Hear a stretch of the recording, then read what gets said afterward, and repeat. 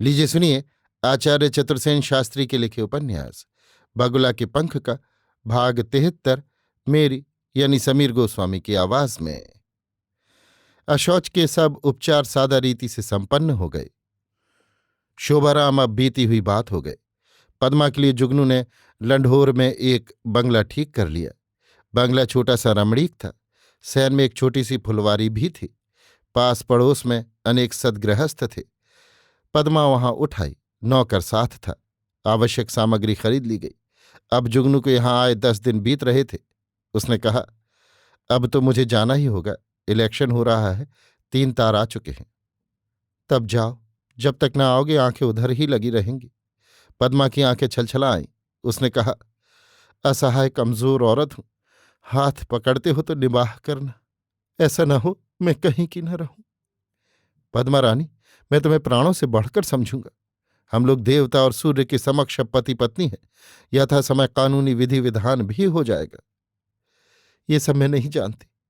मैंने तो तन मन तुम्हें सौंप दिया, सो इसके लिए तुम्हें कभी पछताना न पड़ेगा। पद्मा रानी, मैं तुम पर जान न्यौछावर कर दूंगा। मैंने बहुत चाहा कि मैं तुम्हें भूल जाऊं। उनके रहते मैं पापनी बनी, तन से न सही मन से ही। अब जो भला बुरा होना था हो गया। अब तुम्हें छोड़ मेरी गति कहाँ है, सो मेरी लाज रख लेना। पद्मा फूट फूट कर रोने लगी। जुगनू ने उसे खींचकर छाती से लगाकर और उसका मुंह चूमते हुए कहा, मेरी प्यारी पद्मा, मैं भी तुम्हारे लिए तड़प रहा था। अब कौन हमें जुदा कर सकता है। मैंने मन को बहुत समझाया, तुम्हारे विरुद्ध विद्रोह किया, पर अंत में हार बैठी। तुम मुझे निर्लज्ज कह सकते हो, पर मैं तन मन से बहुत दिन पूर्व से ही तुम्हारी हो चुकी थी, और अब तो तुम ही मेरे सर्वस्व हो। तुम पद्मा मेरे नेत्रों की रोशनी, हृदय की देवी, आत्मा का श्रृंगार और जीवन का सहारा हो। अब ये सारा ही जीवन तुम्हारा है, केवल तुम्हारा। उसने पद्मा को फिर आलिंगन पाश में बांध लिया। बहुत देर तक पद्मा उसके वक्ष से लगी सुबकियां लेती रही।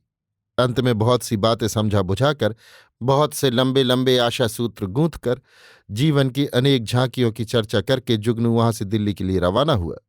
चलते समय 2000 रुपये उसने पद्मा के हाथों में रखते हुए कहा, खर्च की तकलीफ मत पाना पद्मा रानी, मैं जल्द ही तुमसे मिलूंगा। जुगनू चला गया।